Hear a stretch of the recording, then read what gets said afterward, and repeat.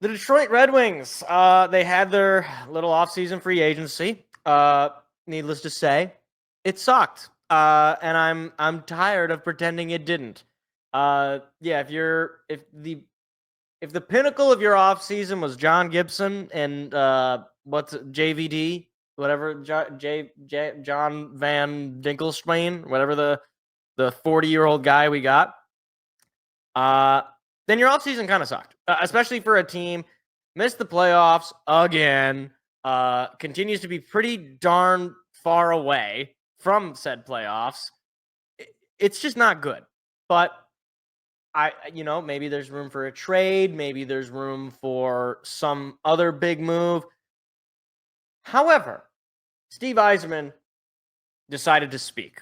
And that was probably the right move from a PR standpoint, but probably the wrong move from a using your brain standpoint, because Steve Yzerman said something a few days ago.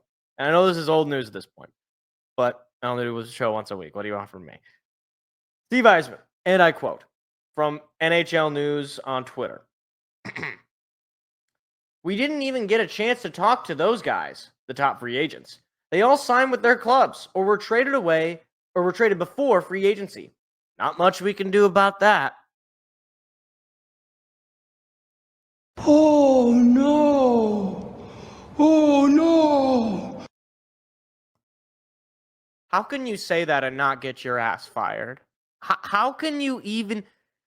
I could never imagine. Could you imagine living in a world where free agency happens for the Lions and a bunch of guys that they could have gone and gotten end up signing with other teams, even end up signing with teams in your division?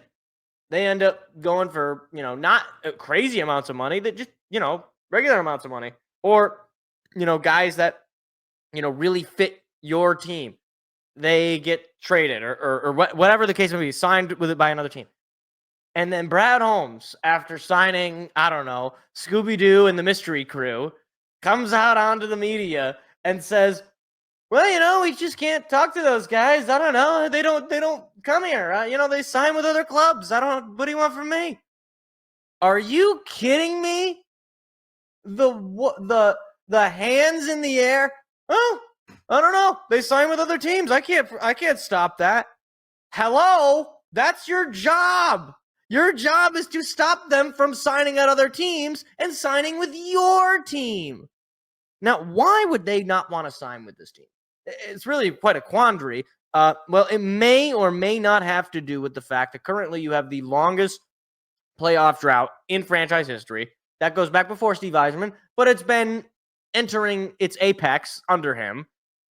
You also have just had a new head coach hired in the middle of the season because the prior head coach, Derek Lalonde, he got fired at the end or the beginning of last year. So there's some instability in leadership. You have some concerning comments coming from Dylan Larkin regarding wanting the team to make a move, and then Steve Yzerman kind of pushing back on that, and a general feeling that what can go wrong with this team will go wrong in the month of March. Back-to-back years where they were in a playoff spot and then collapse in the month of March.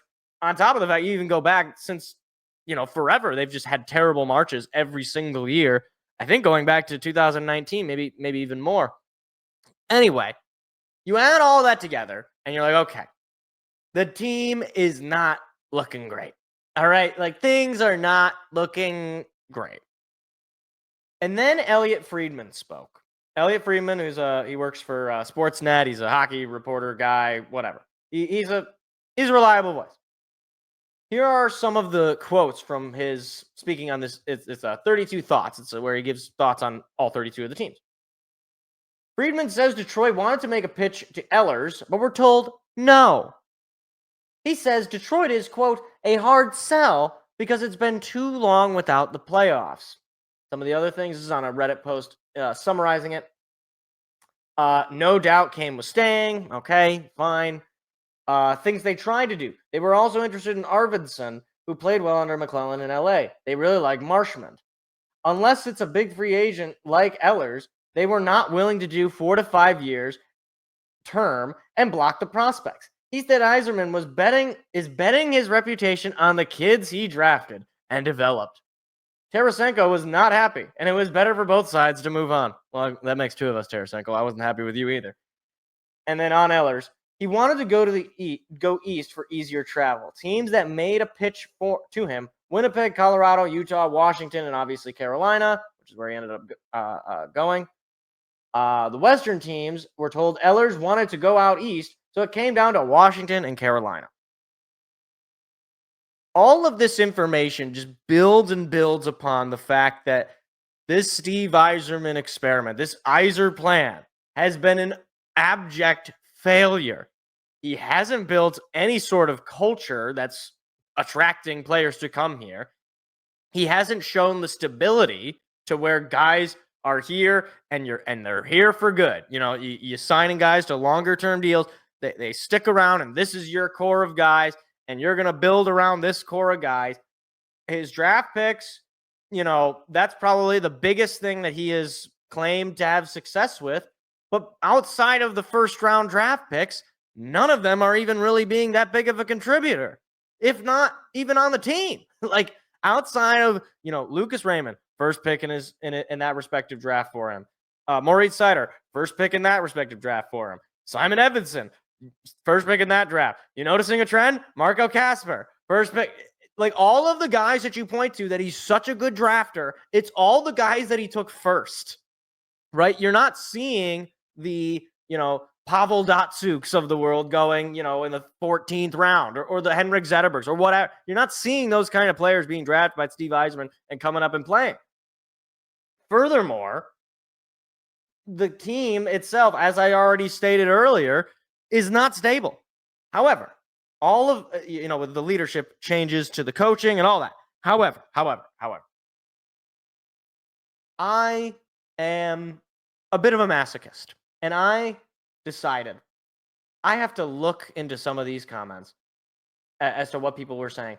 And there's a few, so I'm going to be looking at both this post from the Elliot Friedman thing, and I'm also going to be looking at a post that was like cross post where it showed that the Red Wings were not particularly ranked very high in the prospect pool via Byron Bader in the hockey prospecting website. I am going to go through some of these comments, and we're going to listen together. And of course, that means we get the beautiful music.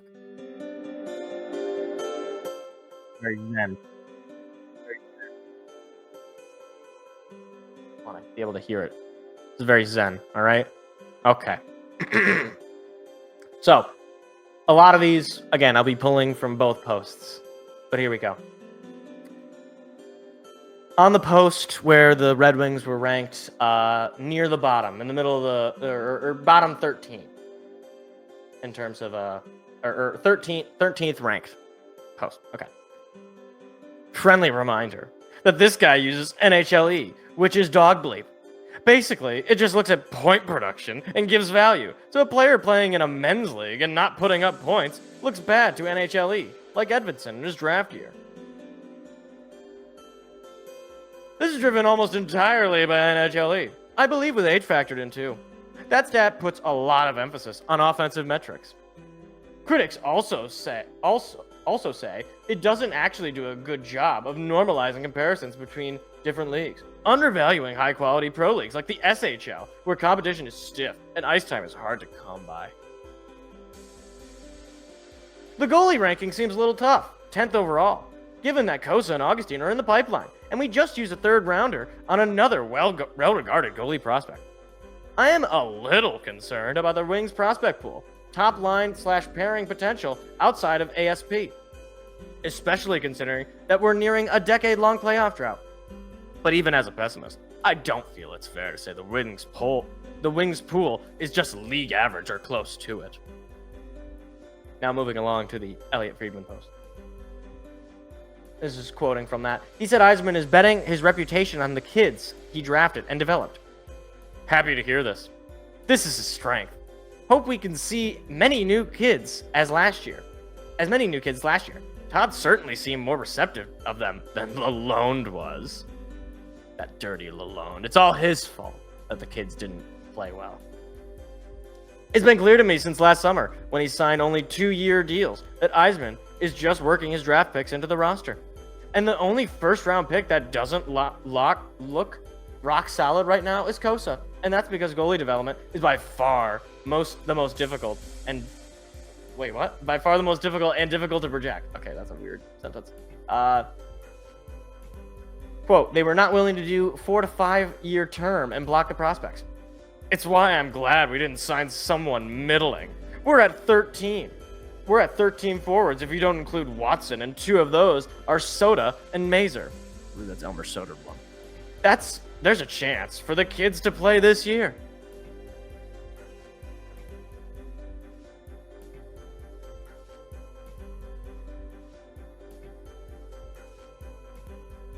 Just trying to find one of the, let's see. Here we go. I don't blame Yzerman for the lack of a big splash. What was he supposed to do? His other moves, especially the Gibson save, seem really good to me. All right, that's enough of them. That's enough. No more. Thank you. Thank you.